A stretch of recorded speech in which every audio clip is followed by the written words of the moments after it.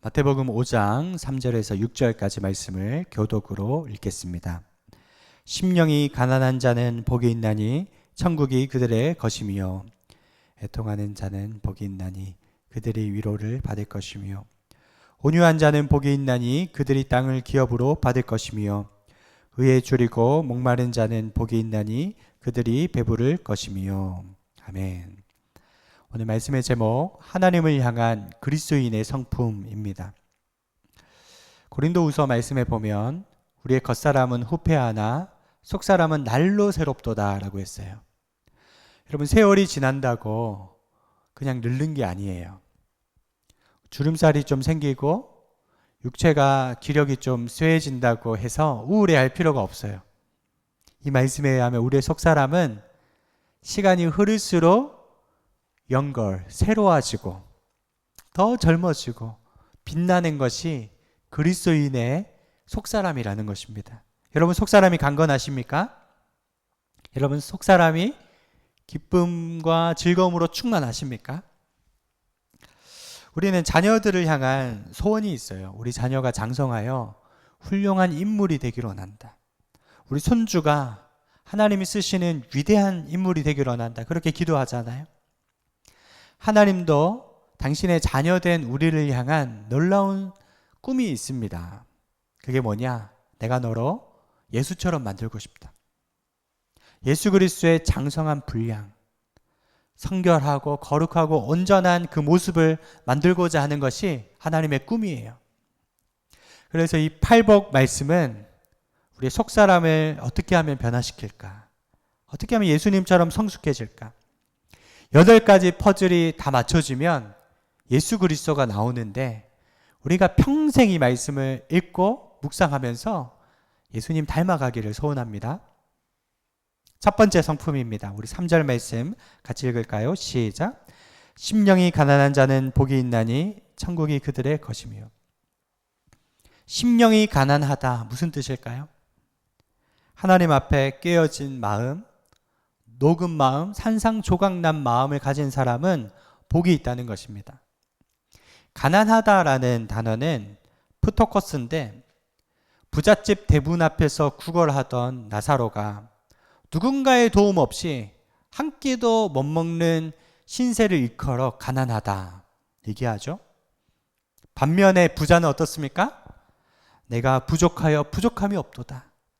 포만감에 즐거워하다가 나중에 내세에는 지옥에 갔던 것처럼 실상은 가련한 자요 가난한 자였던 것입니다. 여러분, 가난한 마음은 내 안에 무엇인가로 채워진 줄 알았는데 알고 보니까 빈깡통이었더라.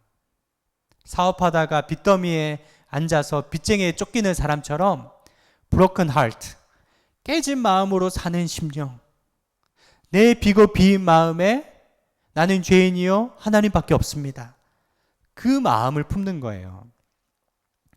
17개 나라를 대상으로 설문조사를 했어요. 인생에서 가장 가치 있는 것은 무엇입니까? 라는 질문입니다. 14개 나라가 1위로 꼽은 것이 가정이었어요. 인생에서 가정이 가장 소중합니다. 우리나라가 유일하게 1위로 꼽은 것이요, 돈이었어요. 사람들은 돈 있으면 행복할 것이다 생각하는데 천만의 말씀이죠.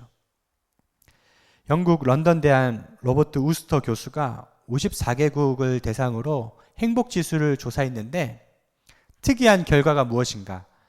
잘 사는 나라일수록 행복지수가 떨어지고 잘 못 사는 나라가 행복지수가 높다는 거예요. 국민소득이 3만 불, 4만 불 넘어가면 행복해질 것 같은데 오히려 우울증이 더 많고 자살률이 더 많다는 거예요. 소득의 상승이 행복에 영향을 끼치지 않는다는 결과를 발표했습니다. 가난한 나라 사람들은요, 평균 월급이 캄보디아 같은 경우는 300불 정도 되잖아요. 한 40만 원 정도 받아 살다가 50만 원으로 오르면 월등히 행복해하죠. 더 내려갈 곳이 없기 때문에 소소하고 작은 일에 행복해하고 기뻐하는 거예요. 여러분, 이것이 참 역설적인 것입니다. 이것도 믿음하고도 연관이 돼 있어요. 우리나라가 코로나 이후에 현저하게 개신교율이 낮아지고 있습니다. 마이너스 성장이죠. 1% 미만대인 유럽 교회의 전철을 그대로 밟아가고 있는데, 왜냐하면 국민 소득이 3만 불 넘어가잖아요. 여지없이 탈종교화 현상이 일어난다는 것입니다. 사람들은 더 이상 영적인데 관심이 없다는 거예요. 배부르고 등 따뜻하면 유괴 포만감 때문에 영적 갈급함을 잃어간다 하는 것입니다. 그런 면에서 저희 집은 IMF 때 거의 집안이 망했다 싶을 정도로 큰 어려움을 겪었어요. 그때 저희 외할머니와 어머니와 제가 산상기도 매주 다녔습니다. 나무를 붙잡고 주여 부르짖으면서 나라를 위해서, 가정을 위해서 막 기도했는데요. 제가 그러다가 은혜 받아가지고 사명감을 발견했죠. 환경적으로 가난했기 때문에 가난한 마음으로 부르짖어서 하나님 만났다면 여러분, 그것이 가장 큰 복이라는 거예요. 여러분, 늘 가난한 마음, 겸손한 마음을 소유하시기를 축원드립니다. 두 번째 그리스도인의 성품은 무엇인가? 우리 4절 말씀 함께 읽겠습니다. 애통하는 자는 복이 있나니 그들이 위로를 받을 것이며. 마음이 비고 가난해지면요, 자기 죄가 보이기 시작해요. 하나님 잘못했어요. 애통하기 시작한다는 거예요. 시편 32편 1절에 허물의 사함을 받고 자신의 죄가 가려진 자는 복이 있도다. 어떤 사람이 복되다고요? 자기의 추악한 죄, 그 더러움을 깨닫고 눈물로 애통해야 할 때 하나님이 그 죄를 씻어주시는데, 그렇게 성결함을 받은 자는 가장 복되다는 것입니다. 박보영 목사님이 젊었을 때 직업이 의사였죠. 재벌가와 결혼해서 재산도 굉장히 많았습니다. 그런데요, 이혼하고 방탕한 생활을 하기 시작하는데, 당신 표현에 의하면 돈으로 할 수 있는 모든 죄는 다 지었다, 그렇게 얘기하시더라고요. 그러다가 죽을 병에 걸려서 마가의 다락방에서 기도하는데 살아계신 하나님을 만난 거예요. 하나님을 만나고 보니까 내가 그동안 지은 태산 같은 죄가 깨달아져서 눈물, 콧물, 몸에 있는 그 오물들을 쏟아내면서 기도하는데, 그것들을 다 주워 담아서 마가의 다락방 뒷산에다가 땅을 파고, 겨울에 그 땅이 얼어가지고 파지지가 않더래요. 막 파가지고 그 안에 다 묻고 나는 죽었습니다. 그리고 그 죄들을 청산하고 주의 길을 걷기 시작했는데, 지금 그 같이 살았던 제자들이 얼마나 열매가 풍성한지, 인천에 필그림교회, 필그림 선교교회, 길등교회 다들 부흥해가지고 영향력이 대단해요. 그 열매 중에서 하나가 정운택 선교사님, 들어보셨어요? 예전에 친구와 두사부일체 이런 영화들에서 조폭 역할로 나와서 인기를 끈 사람이었어요. 근데 그 배우가 폭력과 음주운전으로 입건돼서 인생이 나락으로 떨어졌어요. 술 취함과 어두운 가운데 그렇게 방황하고 있을 때 박보영 목사님 통해서 하나님 만나고 회개하고 완전히 변화되어서 지금 곳곳을 돌아다니면서 방황하는 연예인들, 청소년들 살리고 있습니다. 그게 불과 몇 년 전의 일이었대요. 하나님께서는 한 사람의 죄인이 회개하고 돌아오는 것을 가장 기뻐하십니다. 여러분, 우리라고 다를까요? 벌레집 같은 나. 하나님은 지금이라도 회개하고 돌아오면 회복되고 살아날 것이라고 말씀하십니다. 요한계시록 22장 14절, 자기 두루마기를 빠는 자들은 복이 있도다. 크리스천들은 늘 빨래를 하듯이 자기의 속사람을 성결하게 하는 사람입니다. 우리는 신자라고 죄 안 지을까요? 하루에도 수십 가지 죄를 지을 수 있잖아요. 나도 모르게 이 죄악된 세상에 죄에 물들어 무감각하게 살아가잖아요. 회개가 없으면 점점 무덤덤해지고 화석화되어서 죄에 파묻혀서 살아가는 것입니다. 그런 말이 있어요. 우리는 구원받기 위해 애통하는 사람이 아니라 구원받았기 때문에 애통하는 사람이다.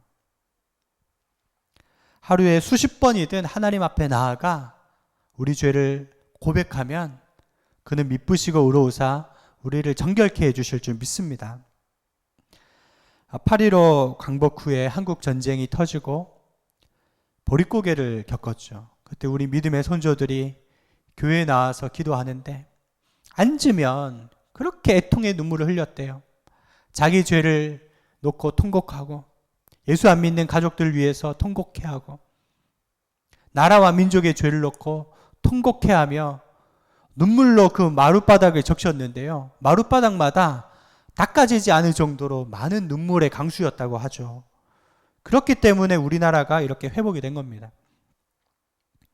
예수님이 여인들에게 나를 위해 울지 말고 너와 내 자녀를 위해 울라.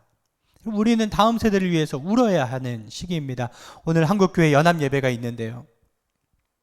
지난 7월에 대법원에서 동성 커플을 부부와 동일하게 건강보험 혜택을 받게 하는 법안이 통과되었어요. 이것이 뭐냐? 동성혼을 인정하는 출발점이라는 것입니다.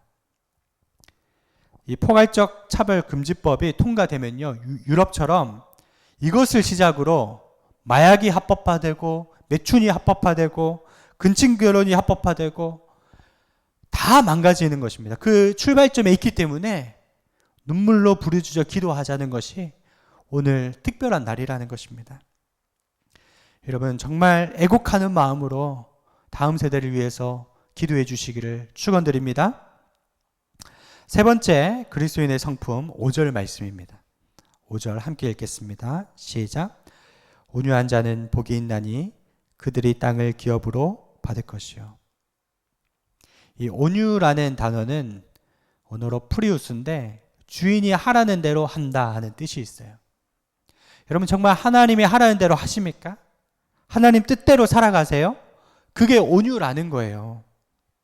속도란 브레이크가 있을 때 의미가 있죠. 브레이크가 파열된 자동차는 대형 사고를 일으키는 것입니다. 온유하지 않은 사람은 아무리 실력이 좋아도 하나님이 쓰실 수가 없어요. 모세의 나이 40세 때 그가 민족을 사랑하는 마음으로 애굽 사람을 돌로 쳐 죽였죠. 혈기가 왕성했어요. 그러니 하나님께서 그를 광야로 보내서 40년 동안 지내게 하시죠. 민수기 12장 3절 이 사람 모세는 온유함이 지면의 모든 사람보다 더하더라.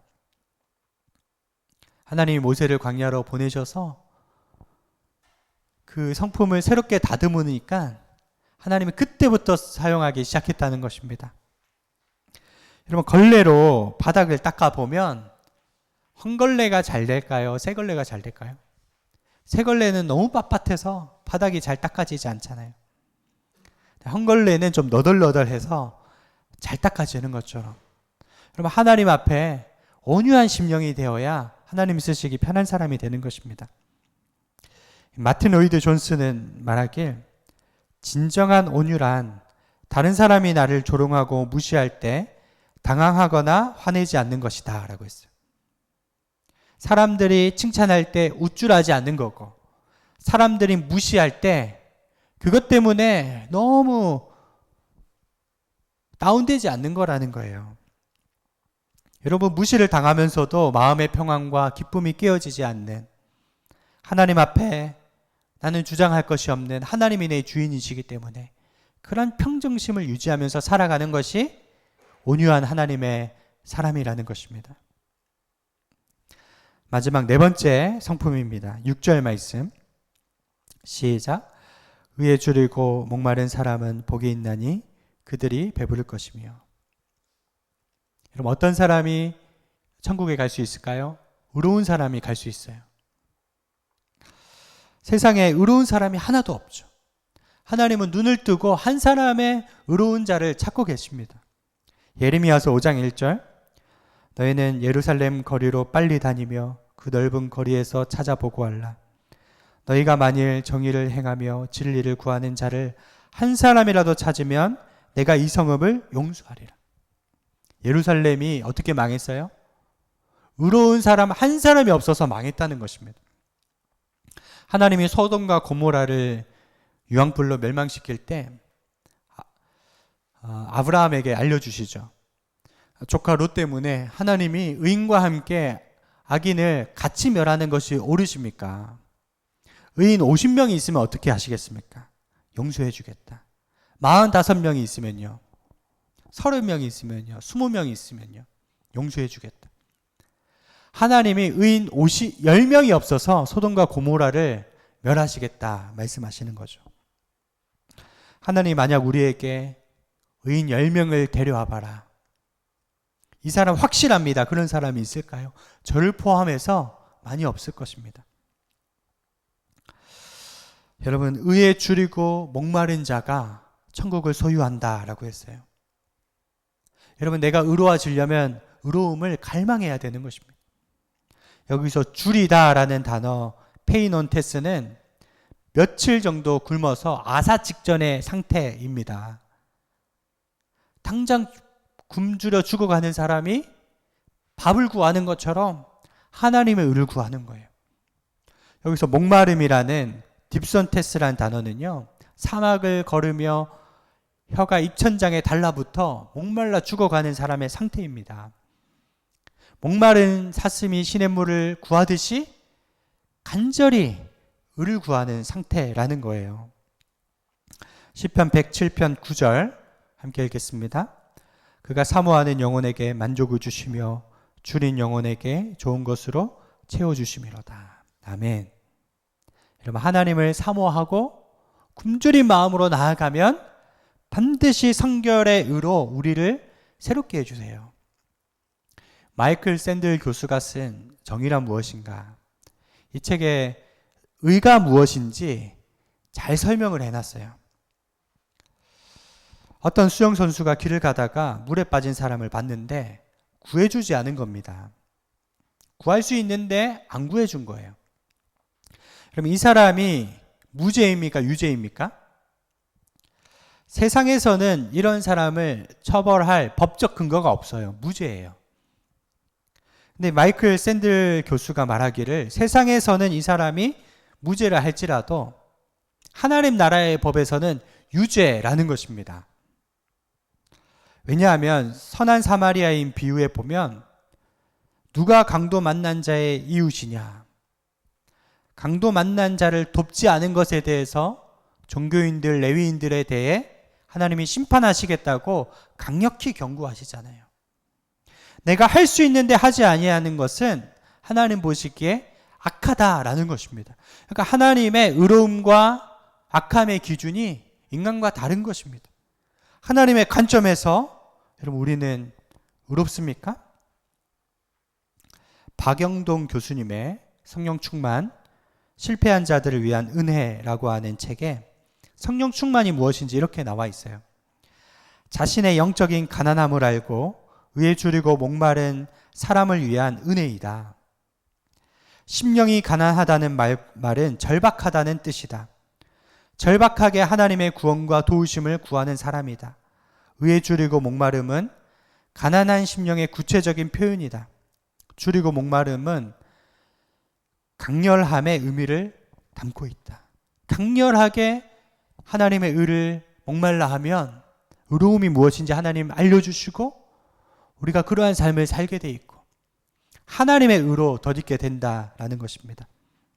여러분 성령 충만하게 원하십니까? 내 영혼이 가난하다는 것을 자각하시기를 바랍니다. 하나님, 나는 가난하고 가련한 자입니다. 주여 나를 불쌍히 여기소서. 그렇게 요청하면 긍휼이 풍성하신 하나님이 하나님의 의와 은혜들로 채워주신다는 것입니다. 말씀을 맺겠습니다. 무엇을 만족해하며 살아가세요? 시편 23편 1절 말씀에 여호와는 나의 목자시니 내게 부족함이 없으리로다. 여러분, 하나님이 정말 내 주님이시면 판잣집에 살아도 만족하고요. 직장에서 쫓겨나도 세상에서 좀 수모와 수치를 당해도 감사가 넘치는 것입니다.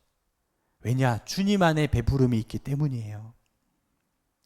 그래서 파스칼이라는 철학자는 이렇게 얘기했어요. 사람 안에 하나님으로만 채울 수 있는 구멍이 있다. 사람들은 자신의 허전함을 채우기 위해 돈을 쫓고 명예를 쫓고 성공을 쫓잖아요. 채울 수가 없어요. 우리 삶에 있는 그 구멍을 메우기 위해 어떤 사람은요, 불량식품을 자꾸 먹어요. 저녁마다 배고프니까 치킨 먹고 햄버거 먹고 정크푸드를 먹는데 그럴수록 우리 건강은 해로워진다는 것이죠. 마찬가지예요. 영적인 배고픔을 채우기 위해 세상의 불량식품 이제 끊어야 되는 것입니다. 주님 앞에 나와야 돼요. 내가 매일 십자가 앞에 나아가 하나님께 집중하면 하나님은 하늘문을 여시고 우리 영혼을 만족해 하는 영혼의 양식을 주실 줄로 믿습니다. 기도하겠습니다. 하나님 아버지, 심령이 가난한 자 되게 하소서. 애통해하는 자 되게 하소서. 온유한 자 되게 하소서. 의에 줄이고 목마른 자 되게 하소서. 거룩함으로 이 세상 살기 원합니다. 이 죄악된 세상에 의롭게 살다가 하나님을 맞이하는 신부가 되게 하여 주시옵소서. 예수님의 이름으로 기도드리옵나이다.